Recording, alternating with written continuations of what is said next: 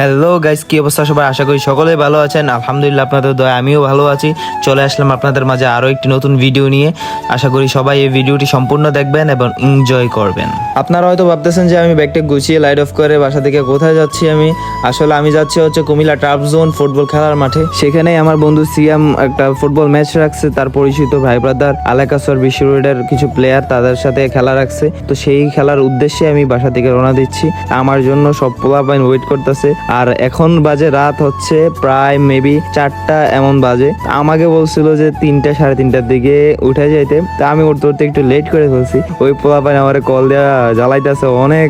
তো আমি তাড়াহুড়া করে বাসা থেকে বের হয়ে পড়লাম, সবাই আমার জন্য ওয়েট করতেছিল। তো এখানে আসার পরে দেখলাম সবাই বসে রয়েছে আমার জন্য। তো আর কি, আমি যাই আমার গাড়ি নিয়ে আসতে। তার আমার বলছিল যে আমার গাড়ি প্রাইভেট কার যেটা হাইএক্স আছে, ওই হাইএক্স এর কথা বলছিল যে এত রাতে তার গাড়ি পাবো না। তো এই কারণে আমার গাড়ির কথা বলছে। তো আমি বললাম আচ্ছা ঠিক আছে, সমস্যা না, আমার গ্যাসের খরচ দিয়ে দিস, তার কিছু লাগবো না।